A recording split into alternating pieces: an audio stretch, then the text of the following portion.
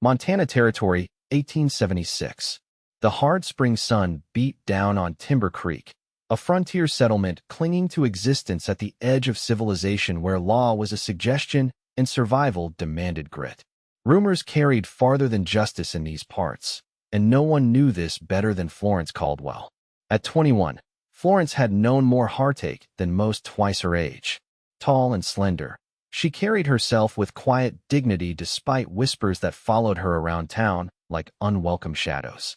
Her honey blonde hair, usually pinned beneath a practical bonnet, caught the sunlight when she moved along the boardwalk, head down, avoiding the stairs. Today she wore her best blue calico dress, patched at the elbows but clean and pressed for her weekly trip to town.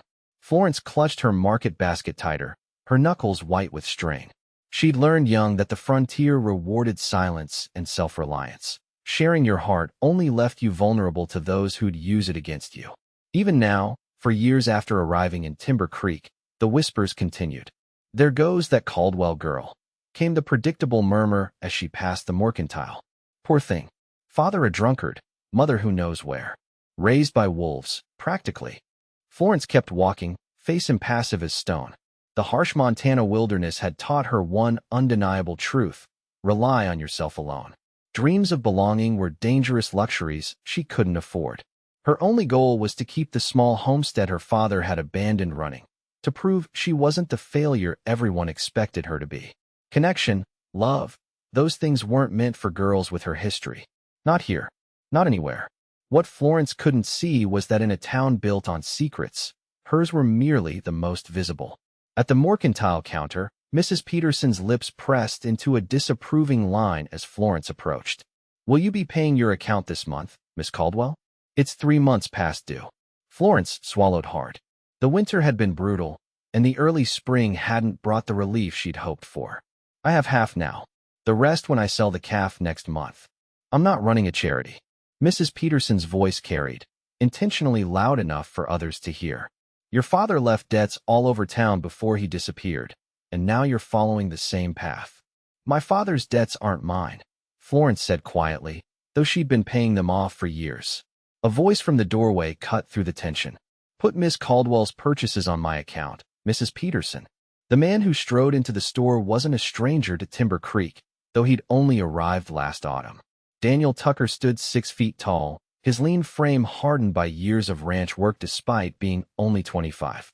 His sandy brown hair was neat beneath his hat, and unlike many cowboys, he kept himself clean-shaven save for the lightest shadow of stubble. His eyes, gray as storm clouds, fixed on Mrs. Peterson with quiet authority. Florence stiffened.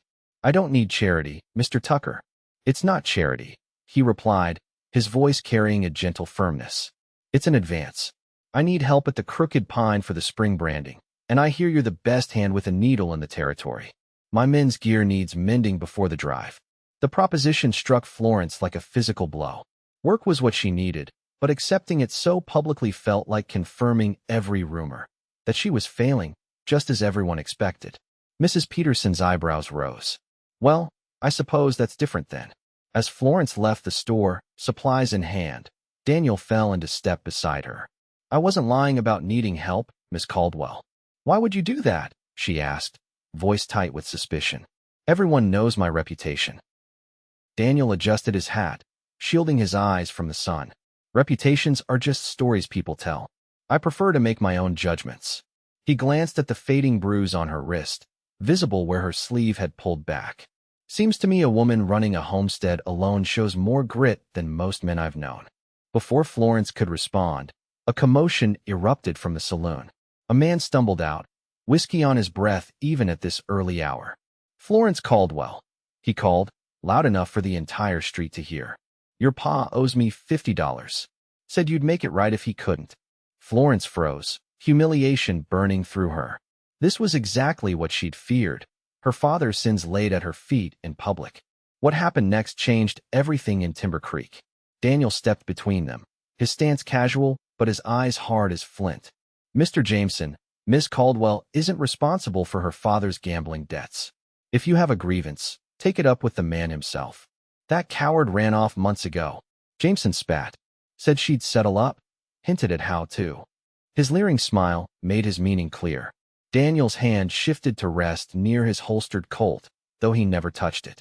You might want to consider your next words carefully. The tension broke when Sheriff Mills appeared, looking weary. Jameson, go sleep it off. Miss Caldwell, Mr. Tucker, everything all right here? Just fine, Sheriff, Daniel answered, his eyes never leaving Jameson until the man slouched back toward the saloon. As they walked away, Florence's hands trembled with a mixture of rage and shame. I don't need rescuing, Mr. Tucker. Wasn't rescuing you, he replied simply. Was just evening the odds a bit. He paused at the corner where their paths would diverge. My offer stands. The Crooked Pine could use your skills, and the pay is fair. Florence hesitated, her entire worldview shaken by this man who'd stepped in without demanding anything in return. Working at Tucker's ranch meant facing more judgment, more whispers, but it also meant survival. I'll be there Monday, she said finally, not meeting his eyes. Daniel nodded, touching the brim of his hat. Looking forward to it, Miss Caldwell. As he walked away, Florence felt something she hadn't experienced in years, a hairline crack in the wall she'd built around herself, letting in a dangerous sliver of possibility. Monday arrived with a dawn the color of beaten copper. Florence saddled her mare and rode the 5 miles to the Crooked Pine Ranch, heart pounding with each hoof beat. The ranch wasn't the largest in the territory, but its neat buildings and well-maintained fences spoke of a man who cared about his work. A dozen cowboys moved about the yard, preparing for the spring roundup. Daniel met her at the barn, taking her horse's reins. Glad you came. Some of the men have brought their gear to the bunkhouse. Cook will bring you coffee. The cowboys eyed her with curiosity rather than the judgment she expected. One older man with a weathered face nodded respectfully. Heard you can mend anything with thread, Mississippi. My saddle blanket's about done for. By midday, Florence sat on the bunkhouse porch, her needle flashing in the sunlight as she repaired torn shirts, worn chaps, and frayed blankets. The work was honest, the air free of whispers. Daniel brought her lunch himself, setting a plate beside her. The men appreciate your work. Johnson there says you fixed a tear in his coat, so well he can't find where it was. Florence allowed herself a small smile. My mother taught me before she left.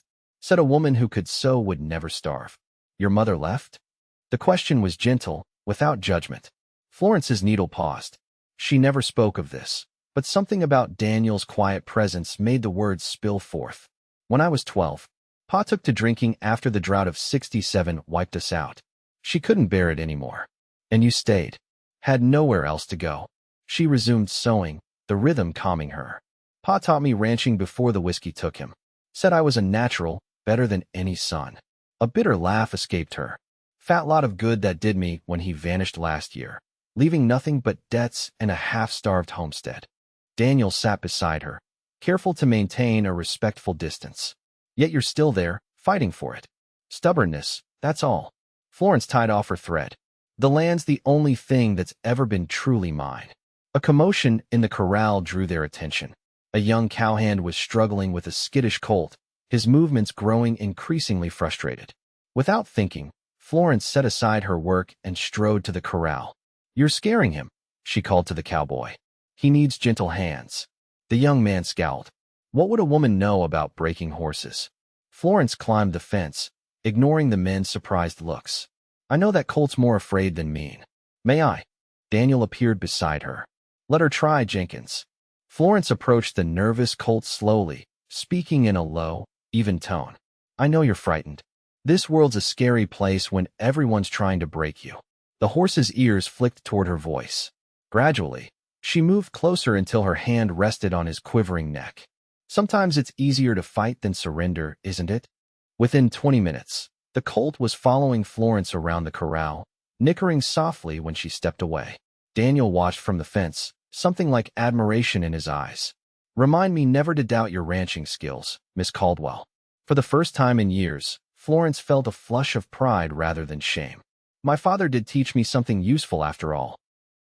As she prepared to leave that evening, payment for her day's work securely in her pocket, Daniel walked her to her horse. The men were impressed today, not just with the sewing. Florence busied herself checking her saddle cinch. They needn't be. Any hand worth their salt can gentle a horse. It's not just that. Daniel's voice had dropped lower. It's how you face everything. Debts, gossip, a homestead alone, without breaking.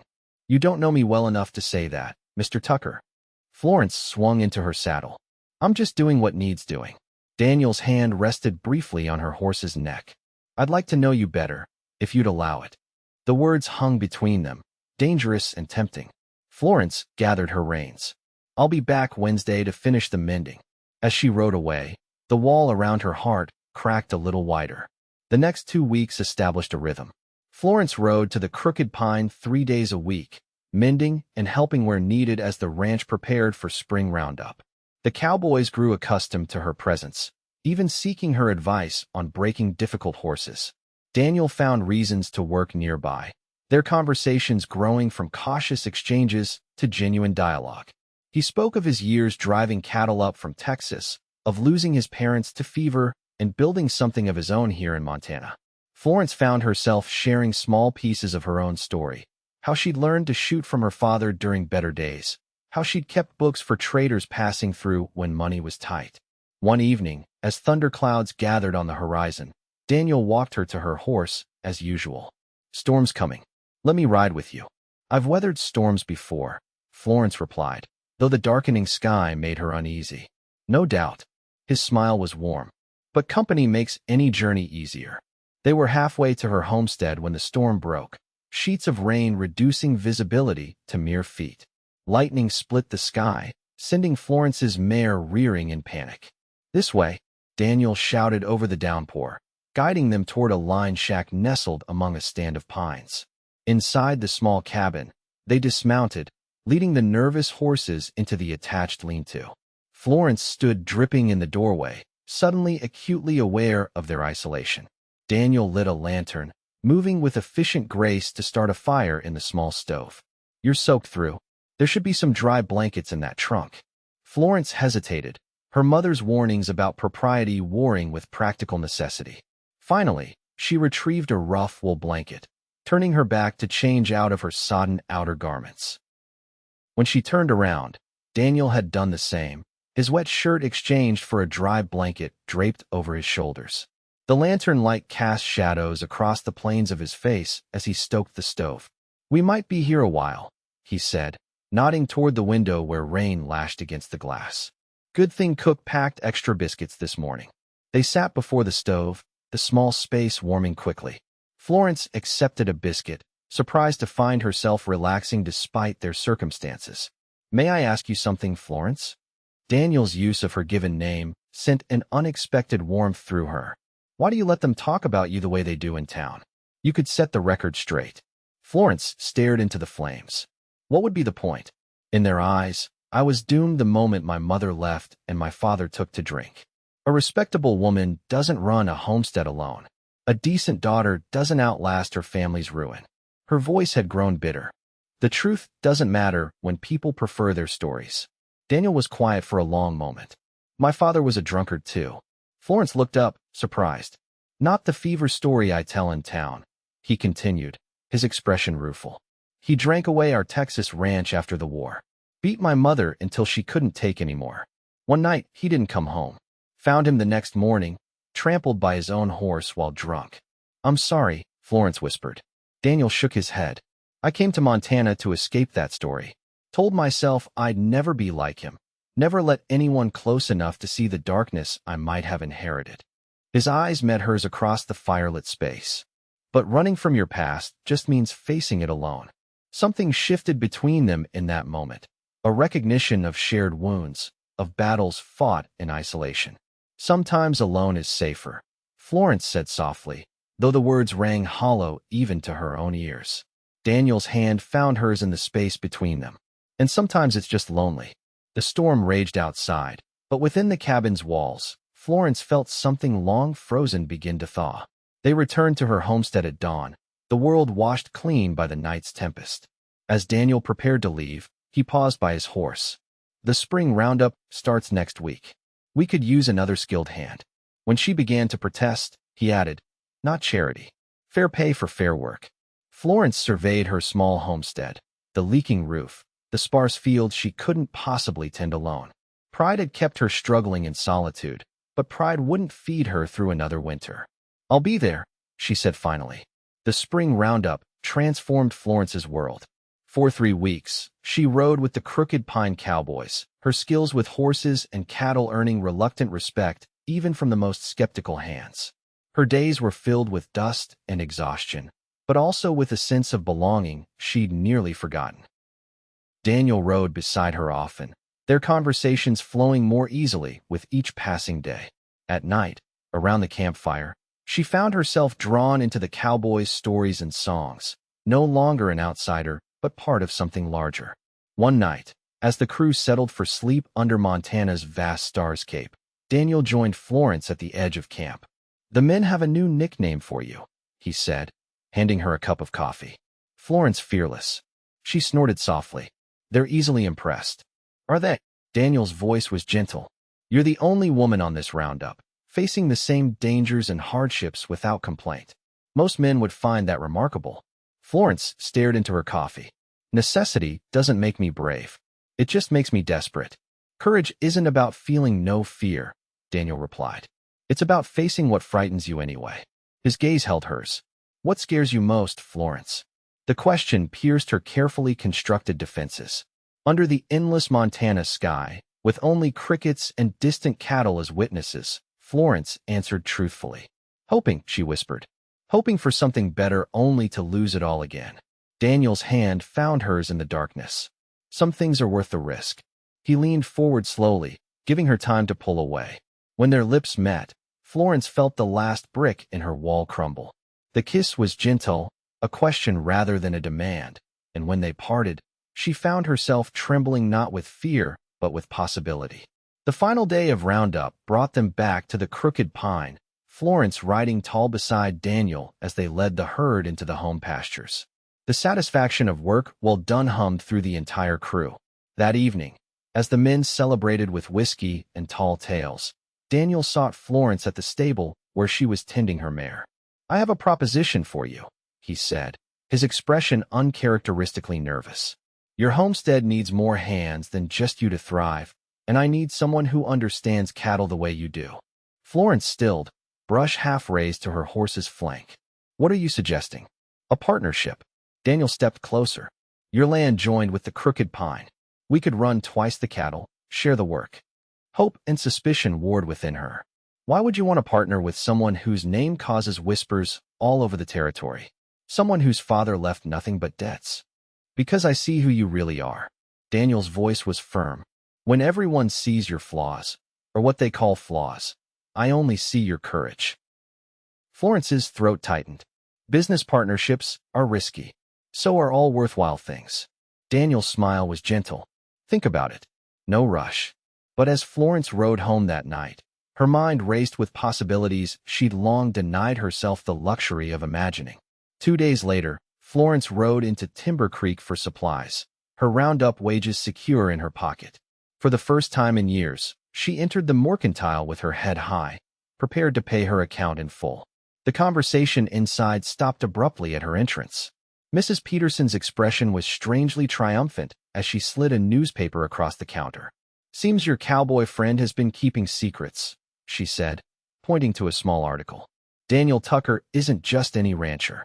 He's Daniel Tucker of the Texas Tuckers, one of the wealthiest cattle families in the West." Florence scanned the article with growing confusion. It detailed how Daniel Tucker had expanded his family's empire northward after a falling out with his father, a wealthy, respected rancher who had recently died. "Says his father was a war hero," Mrs. Peterson continued, watching Florence's face. "Not the story he's been telling around here, is it? Makes you wonder what else he's hiding." Florence left the store in a daze, the newspaper clutched in her hand. Daniel had lied about his past, about his very identity. The partnership he proposed now seemed like charity from a wealthy man playing at frontier life, perhaps even courting her as some form of rebellion against his family. When Daniel rode up to her homestead the next morning, Florence met him on the porch, her expression cold. "You lied to me," she said without preamble, thrusting the newspaper at him. "Your father wasn't a drunkard who gambled away your ranch. He was Jefferson Tucker, cattle baron." Daniel's face paled. "Florence, I can explain." "Explain what?" "That you pretended to understand my struggles. That you let me believe we were the same somehow." Her voice cracked. "Was any of it real? Or was I just some experiment in frontier living for a rich man's son?" Daniel dismounted slowly. "My father was both those things. A respected businessman to the world, a monster behind closed doors. When he died, the newspapers painted him a saint." His eyes held hers, pleading for understanding. "I didn't lie about who I am, only about who he was to the public." "And your wealth? The family empire?" "I walked away from it all 3 years ago. What I've built here, I've built myself." Daniel took a step toward her. "The partnership I offered isn't charity. It's because together we could create something stronger than either of us could alone." Florence wanted to believe him, but years of betrayal had taught her caution. "I need time to think." Daniel nodded, respecting her boundaries even now. "I'll be at the Crooked Pine when you're ready to talk."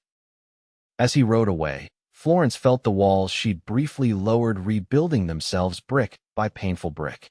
A week passed with no word from either of them. Florence threw herself into work, ignoring the hollow ache in her chest. The solitude she'd once found comforting now felt like a prison of her own making. Then disaster struck. Returning from checking her boundary fence, Florence spotted smoke rising from the direction of her cabin.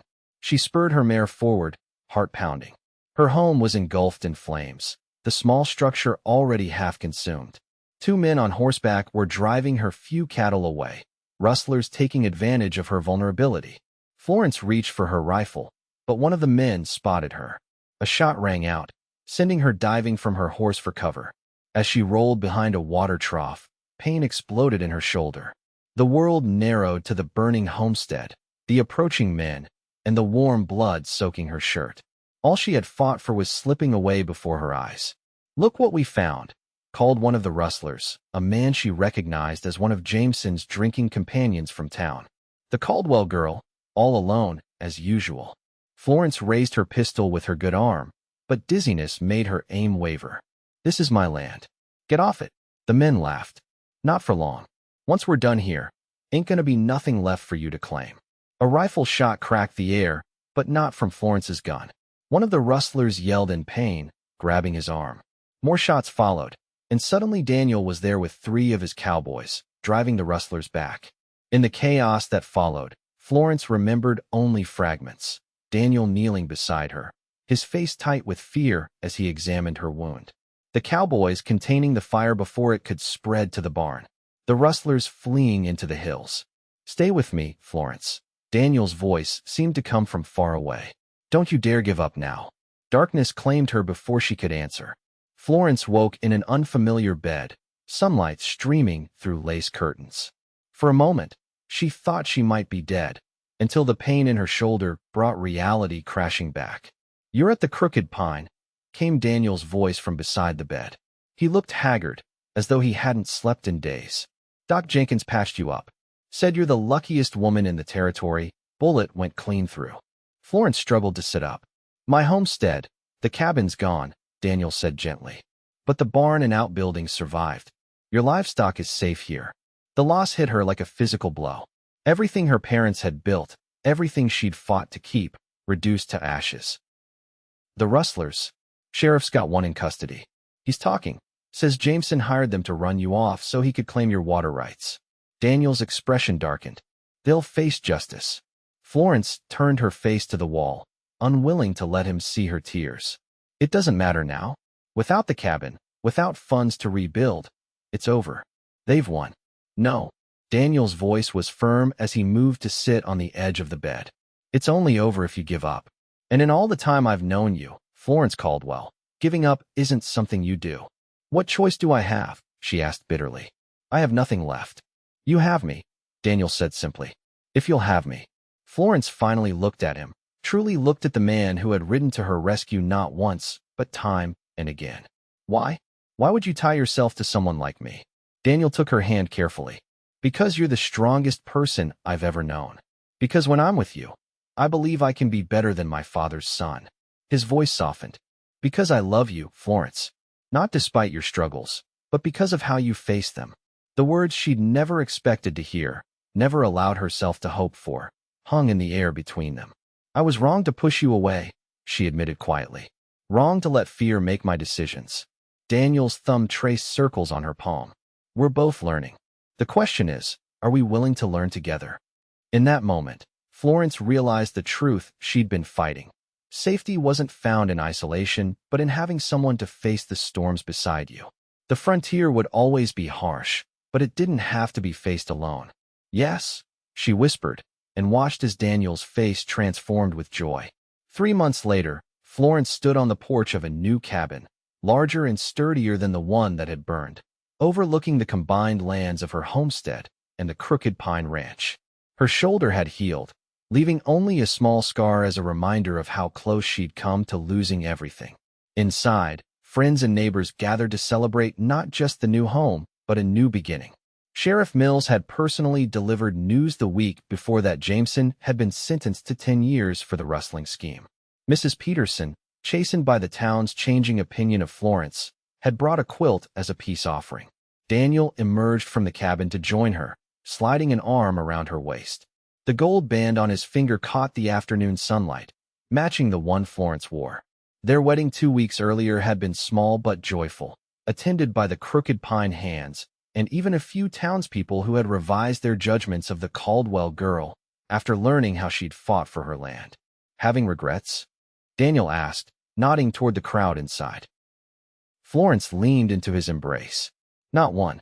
Though I still can't believe Reverend Thompson called me an example of frontier fortitude in his sermon last Sunday.